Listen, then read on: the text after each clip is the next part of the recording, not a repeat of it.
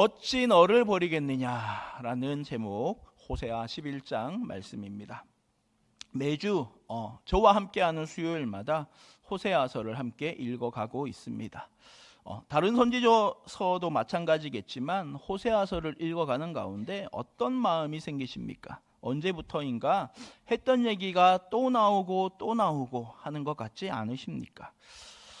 그렇습니다. 하나님께서는 호세아 선지자를 통하여 이스라엘이 알아들을 수 있도록 또 알아들을 때까지 계속하여 말씀하십니다.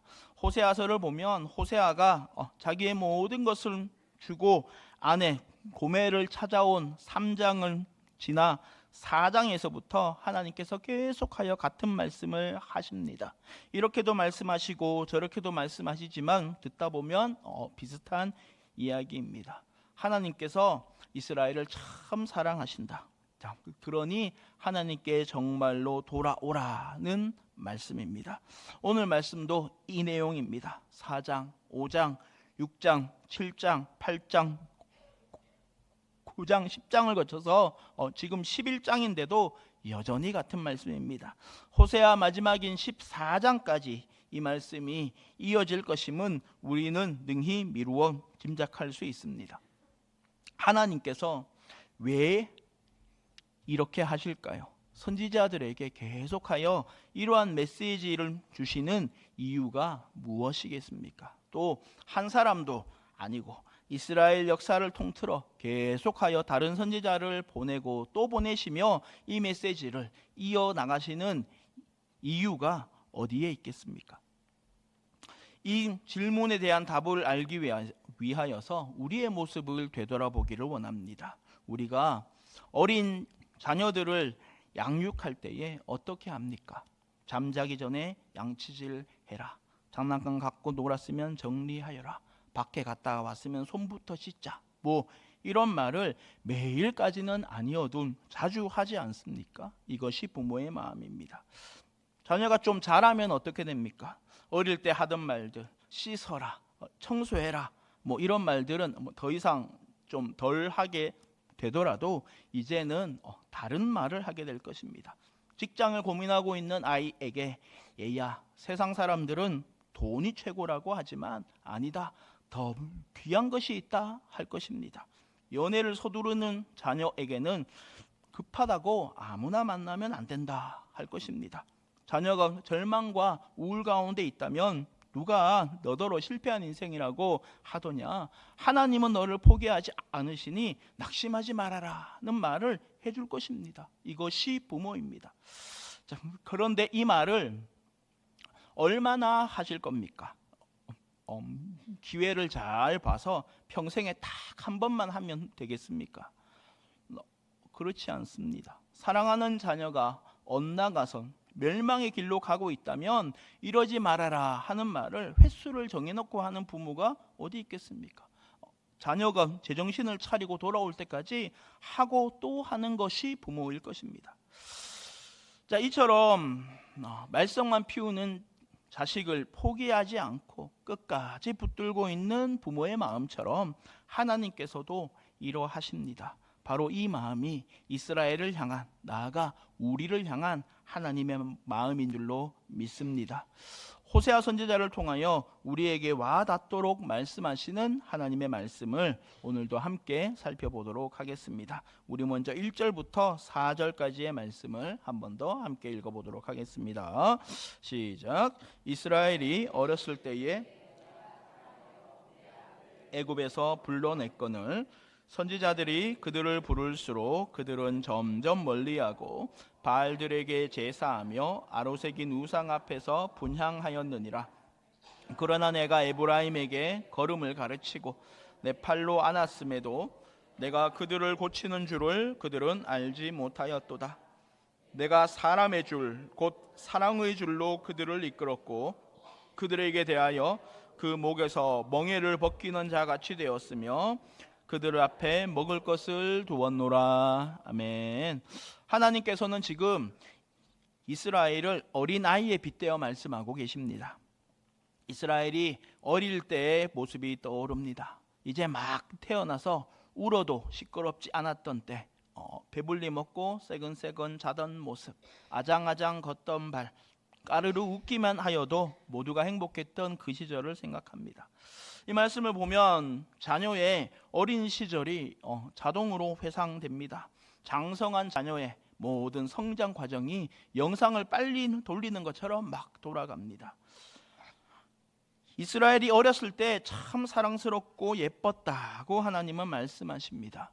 이들의 혈통 때문이 아닙니다. 숫자가 많아서도 아닙니다. 행실이 발라서도 아닙니다. 하나님께서 이들을 사랑하셔야만 하는 이유는 없습니다. 이유 없이 사랑하십니다. 하나님께서 이들을 사랑하여 애굽에서 불러내셨습니다. 이스라엘이 고통 가운데 신음하고 있었기 때문입니다. 이들을 애굽에서 구원하기 위하여 하나님께서는 애굽 땅에 놀라운 이적을 행하셨습니다. 애굽 땅의 모든 사람과 가축의 장자보다도 이들을 더 사랑하신다는 것을 보여주셨습니다.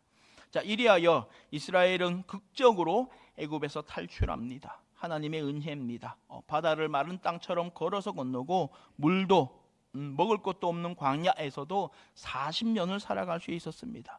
이렇게 하여 여기까지 왔습니다. 돌이켜보면 말 그대로 하루하루 순간순간이 하나님의 도우심입니다. 자, 그런데 이러한 하나님의 긍휼 가운데 있는 이스라엘의 현실은 어떠합니까? 2절에서 하나님께서 말씀하십니다. 하나님께서 선지자를 통하여 이들을 부르면 부를수록 하나님으로부터 더욱 멀어집니다. 하나님의 도우심 가운데 살아가면서도 바알을 경배합니다. 자, 그리고 온갖 이방의 아우러새긴 우상 앞에 엎드려 향을 피웁니다. 이스라엘이 이렇게 타락할 때까지 시간이 오래 걸린 것도 아닙니다. 가나안 땅에 들어가 살면서 유혹을 받아서 이렇게 된 것이 아닙니다. 애굽에서 나와 홍해를 건너 광야 생활을 하면서부터 이스라엘은 우상을 섬기기 시작합니다. 사실 이들은 원래 애굽에서부터 우상을 섬기고 있었습니다. 하나님의 압도적인 은혜로 애굽에서 나온 것일 뿐입니다. 하나님께서 이들을 붙잡아서 출애굽시키신 것이지 이스라엘이 회개하여 이들이 변화를 받았더니 출애굽한 것이 아닙니다.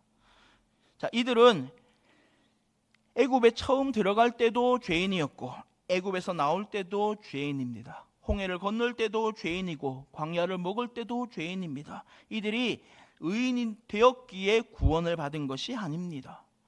이들은 여전히 죄인입니다. 생각과 말과 행동은 여전히 악하지만 문설주와 임방에 바른 어린 양의 피를 보시고 이들의 죄를 넘어간 것입니다. 아까 우리가 찬양한 것처럼 말입니다. 이것이 구원의 은혜입니다.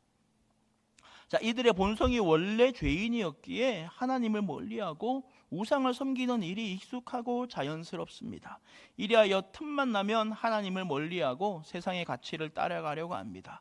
자, 나는 이제부터 더 이상 하나님 생각하지 말아야지 하면서 억지로 애써서 겨우 하나님과 멀어지는 것이 아닙니다. 아주 자동입니다. 이 세상에서 가장 쉬운 일이 무엇일까요? 어떤 사람은 공부가 가장 쉬웠다고 하지만 아닙니다. 먹고 사는 일도 얼마나 힘든지 우리는 다 잘 알고 있습니다. 이 세상에서 가장 쉬운 일은 죄 짓는 것입니다. 이것만큼 자연스러운 일이 또 없습니다. 마음과 생각과 말과 행동으로 죄 짓는 것이 숨쉬듯 편안합니다. 왜 그럴까요? 우리가 죄인이기 때문입니다. 죄를 지어서 죄인이 아니라 죄인이기 때문에 죄를 짓는 것입니다.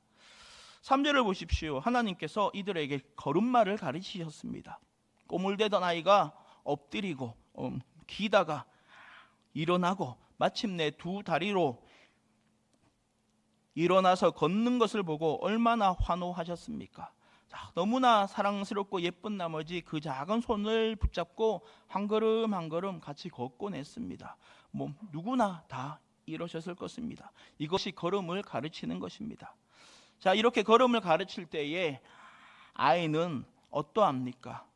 아빠 엄마의 손을 잡고 있는 아이는 어디든지 용감하게 걸어갑니다. 처음 가보는 것이라도 겁내지 않습니다.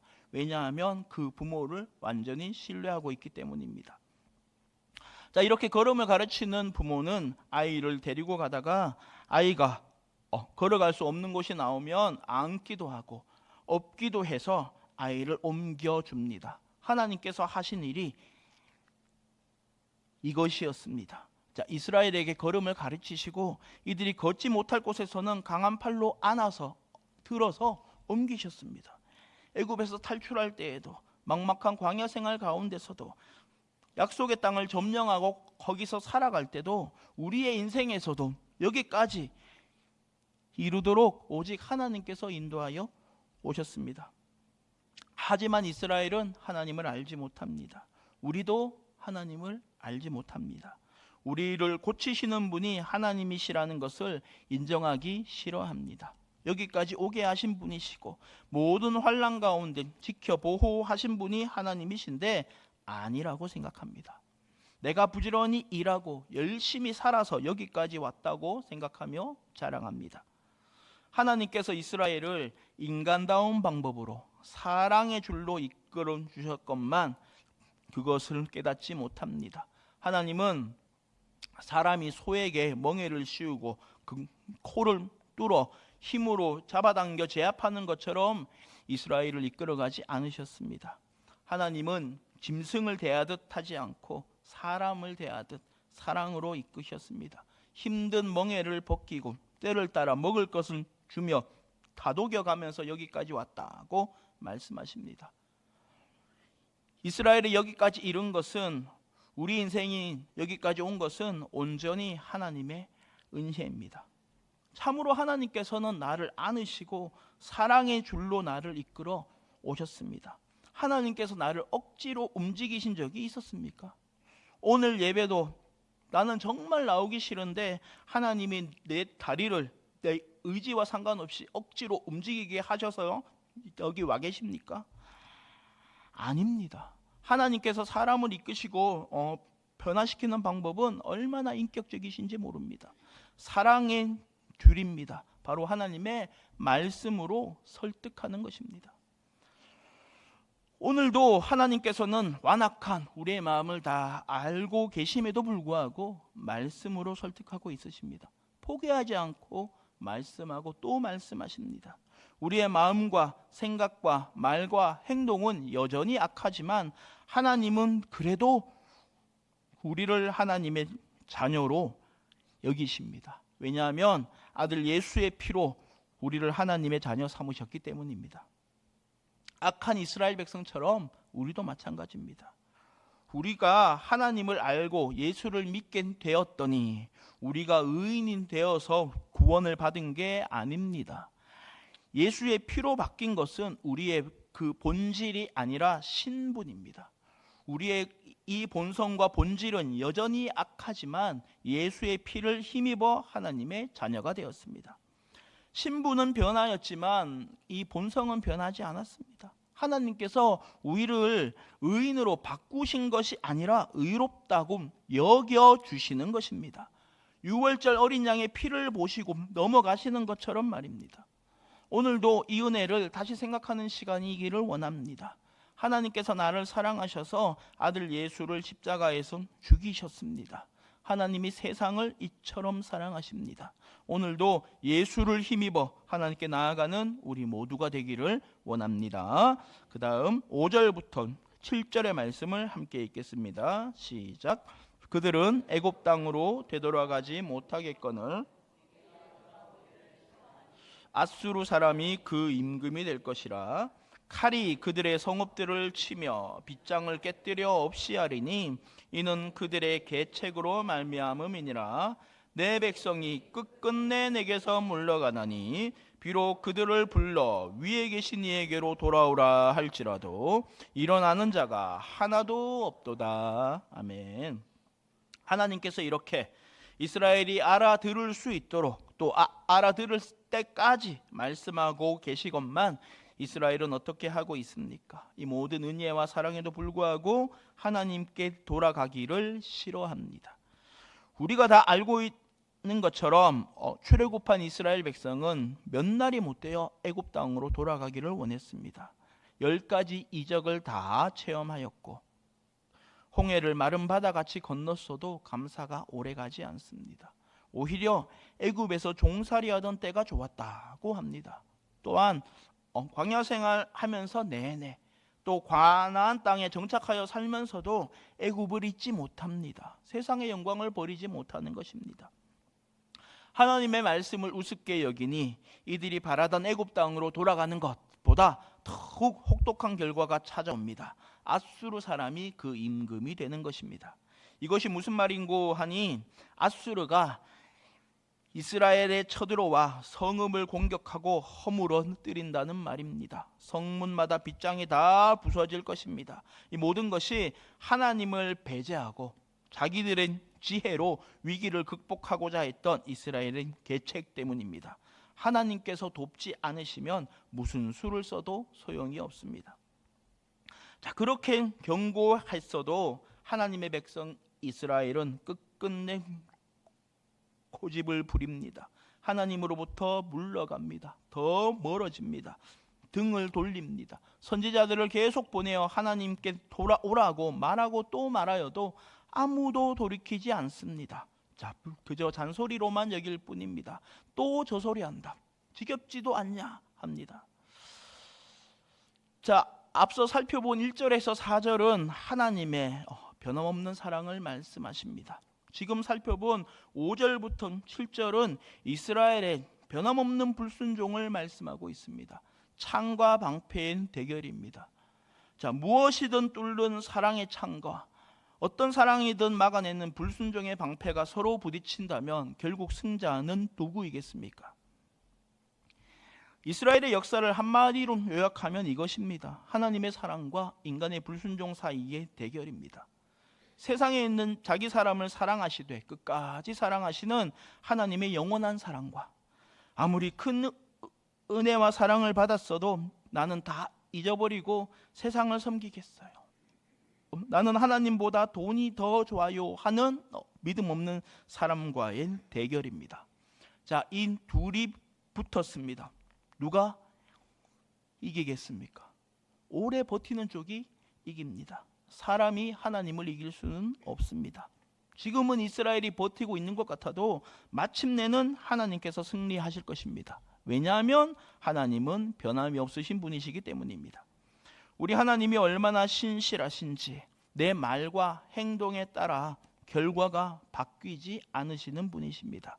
창세 전부터 이미 우리를 사랑하여 구원하시기로 작정하셨습니다. 무슨 일이 있어도 하나님의 이 결정은 번복되지 않습니다. 자, 이어지는 말씀을 통하여 하나님의 신실하심을 더욱 알아가기를 원합니다. 자, 8절부터 12절까지의 말씀을 함께 보도록 하겠습니다. 시작. 에브라임이여 내가 어찌 이스라엘이여 내가 어찌 너를 버리겠느냐? 내가 어찌 너를 아드마같이 놓겠느냐? 어찌 너를 스보임같이 두겠느냐?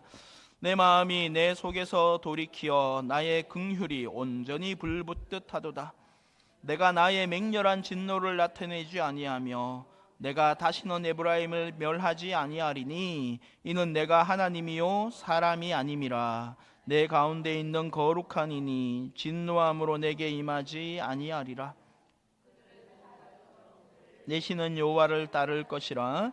여호와께서 소리를 내시면 자손들이 서쪽에서부터 떨며 오되 그들은 애굽에서부터 새같이 아수르에서부터 비둘기같이 떨며 오리니 내가 그들을 그들의 집에 머물게 하리라. 나 여호와의 말이니라. 에브라임은 거짓으로 이스라엘 족속인 속임수로 나를 애워쌌고 유다는 하나님 곧 신실하시고 거룩하신 자에게 대하여 정함이 없도다. 아멘. 자식을 가장 잘하는 사람이 부모라고 하듯이 이스라엘을 가장 잘하시는 분은 하나님이십니다. 이스라엘이 얼마나 완악한지 하나님이 가장 잘 아십니다. 이들의 말과 생각, 속마음까지도 속속들이 다 알고 계신 하나님께서 이렇게 선언하시는데 8절입니다. 에브라임이여 내가 어찌 너를 놓겠느냐? 이스라엘이여 내가 어찌 너를 버리겠느냐 하십니다. 절대 버리지 않겠다는 의지를 담아서 하시는 말씀입니다. 자, 우리는 누군가의 속마음을 알면 실망할 것입니다. 나하고 정말 가까운 줄 알았던 사람이 알고 보니 속으로 나를 엄청 싫어하고 있었다면 누구나 상처를 받을 것입니다. 앞에서는 좋은 말만 하던 사람인 뒤에서는 나를 욕하고 다녔다는 것을 알아도 화가 솟구칠 것입니다. 그런데 하나님께서는 다릅니다.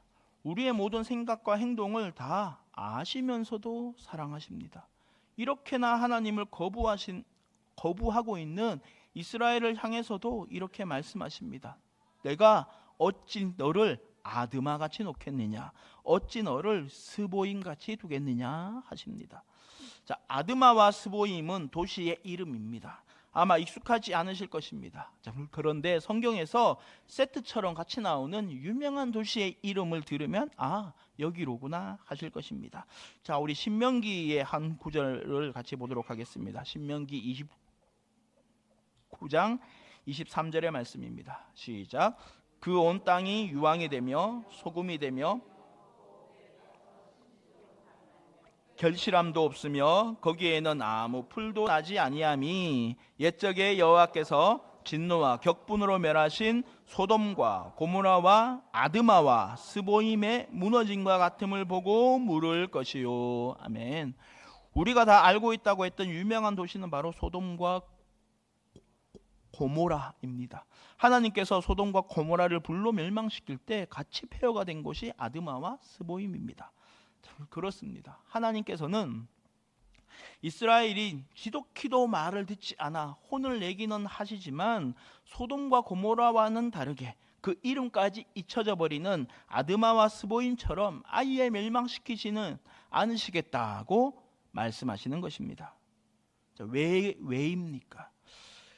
이스라엘의 죄악이 소돔과 고모라만큼은 아니어서입니까? 그렇지 않습니다. 이들이 최악은 아니니 살려는 주겠다 하는 게 아닙니다. 하나님께서 이스라엘을 버리지 않으시는 이유가 있습니다. 8절 후반부에 나옵니다. 하나님의 마음이 하나님 속에서 돌이켜 하나님의 긍휼이 불붙듯 하기 때문에 이렇게 할 것이다 고 말씀하십니다. 자, 즉 하나님의 선하심 때문에 이스라엘이 살 수 있는 것입니다. 이것 말고 다른 이유가 없습니다. 이스라엘이 이방인보다 행실이 조금 더 나아서가 아닙니다. 아브라함의 자손이어서도 아닙니다. 이제까지 이스라엘 백성이 하나님께 올려드린 예배와 헌신이 아까워서가 아닙니다.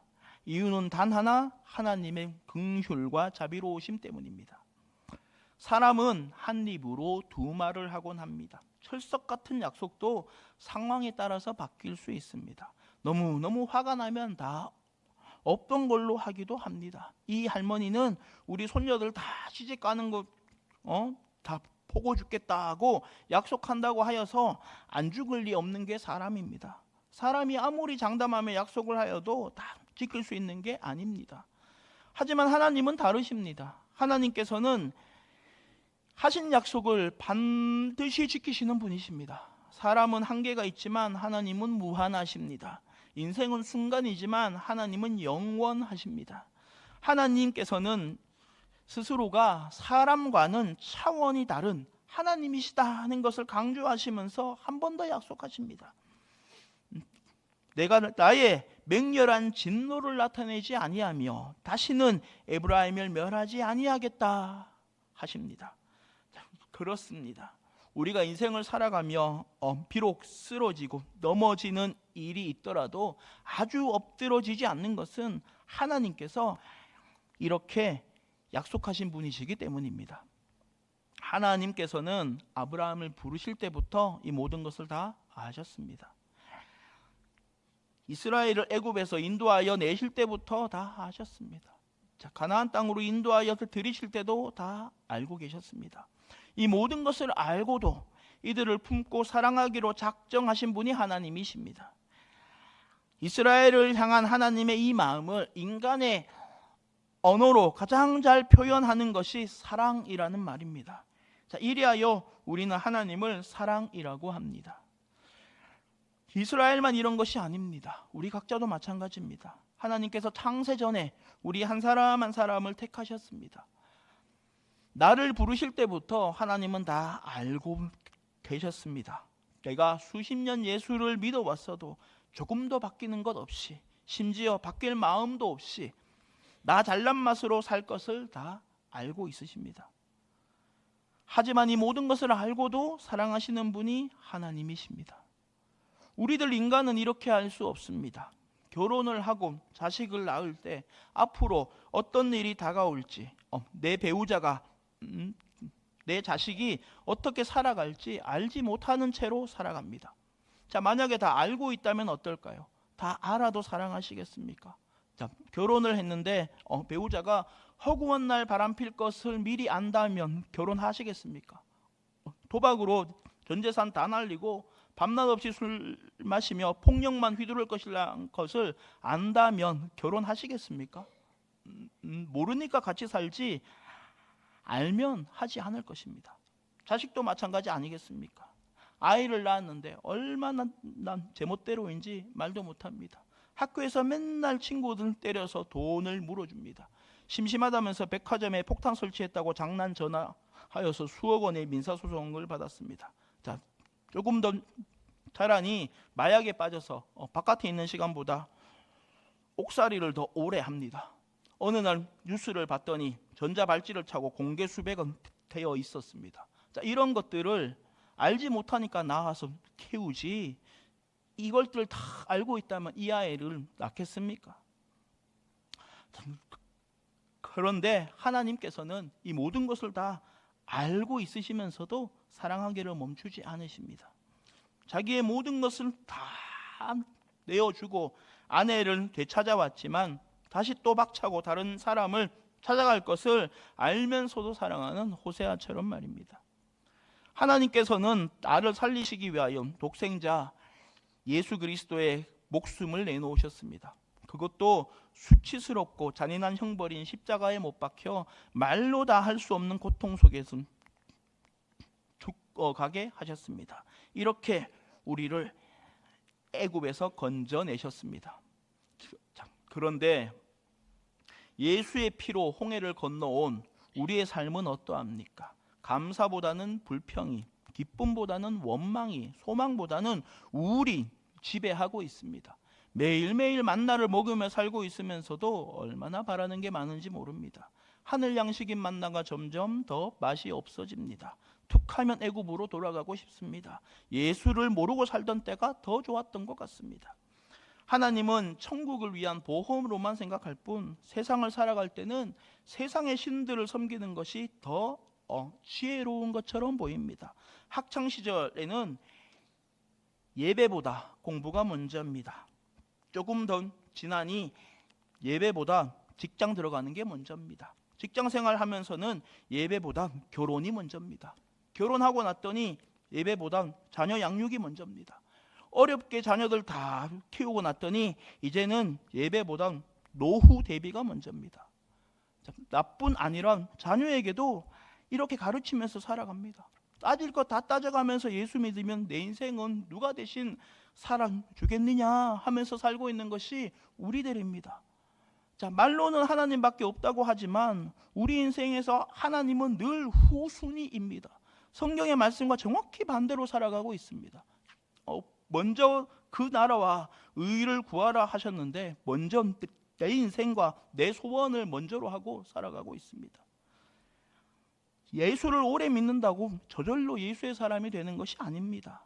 말씀을 읽으면 어쩌다가 마음에 찔릴 때가 있습니다. 수련회를 통하여 혹은 부흥회를 통하여 혹은 특별 새벽 기도회를 통하여 울기도 합니다.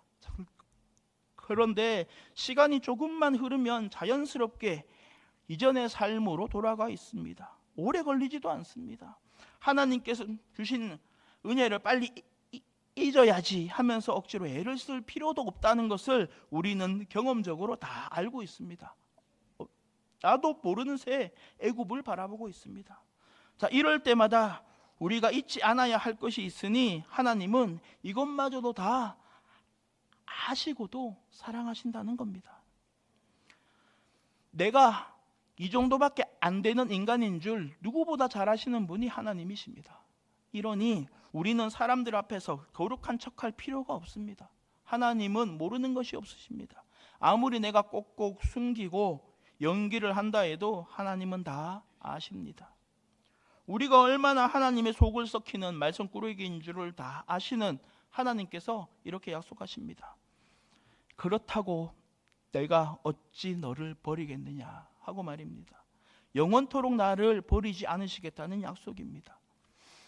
나를 부르신 하나님께서 책임지시고 나를 억지로 붙잡아서라도 하나님 나라로 인도하시겠다는 약속입니다. 이것이 우리가 믿는 성도의 견인입니다. 자, 이러므로 우리 믿음의 견고함은 우리의 신앙생활과 종교 행위에 달려있지 않습니다. 우리 믿음의 보증은 오직 성령님이십니다. 우리가 이것도 잘하고 저것도 잘하여서 신앙이 자라는 것이 아니라 하나님께서 자라게 하시니 자라는 것입니다. 이 시간에도 하나님께서 우리에게 믿음을 주시니 하나님의 말씀을 듣고 감사할 수 있습니다. 이러니 우리의 행위를 자랑할 것이 없습니다. 자, 이 말을 오해하시지 마시기를 원합니다. 신앙생활과 종교 행위가 아무런 필요가 없다는 말이 아닙니다. 우리는 예배를 드려야 합니다. 말씀도 읽고 기도도 해야 합니다. 하지만 이런 행동을 통하여서 나 스스로가 내 믿음을 내 힘으로 자라게 하는 것이 아니라는 것을 잊지 말아야 됩니다. 이 모든 것들은 나를 구원하신 하나님을 향한 우리 감사의 표현입니다. 하나님께 감사해서 예배하고 하나님께 감사해서 말씀을 읽고 하나님께 감사하여 기도합니다. 자, 봉사와 헌신도 11조와 헌물도 하나님께 감사하여서 하는 것입니다. 인간의 열심은 변화무쌍합니다. 하나님을 향한 우리의 사랑은 커졌다 작아졌다 합니다. 우리의 신앙생활과 종교 행위도 마찬가지입니다. 어쩔 수 없이 오르락 내리락 합니다. 하지만 우리를 붙잡고 있는 하나님의 사랑은 변함이 없습니다. 어제나 오늘이나 영원토록 동일하십니다. 하나님의 신실하심이 우리 믿음의 보증이십니다. 영원토록 이스라엘을 사랑하기로 작정하신 하나님께서 말씀하십니다. 10절부터 12절입니다. 하나님께서 사자처럼 소리내어 부르짖으면 이들이 하나님께로 돌아올 것입니다. 이스라엘의 몸과 마음이 애굽에 있든지 앗수르에 있든지 하나님께서 부르시면 응답하게 될 것입니다. 자, 비록 이들이 거짓과 속임수로 하나님을 여전히 속이려고 하고 신실하고 거룩하신 하나님께 마음을 정하지 못하고 있지만 그래도 하나님께서는 변함없이 이들을 붙잡고 가십니다. 이것이 하나님의 약속입니다. 자, 이 약속은 모든 믿는 자에게 역사합니다. 호세아 선지자를 통하여 하나님께서는 이스라엘을 향한 하나님의 변함없는 사랑을 약속하십니다. 사람이 자기 자식을 사랑하는 것처럼 하나님은 우리를 사랑하십니다. 자, 더 나아가 사람은 미래를 알지 못하고 현재를 사랑하지만 하나님께서는 미래를 다 알고 있으시면서도 현재의 사랑을 거두지 않으십니다. 우리가 이 자리에 서 있는 것이 하나님의 약속 때문입니다. 오늘 우리가 감히 헤아릴 수 없는 이 놀라운 사랑 안에서 더욱 감사하며 하나님께 영광 돌릴 수 있기를 예수님의 이름으로 축원합니다.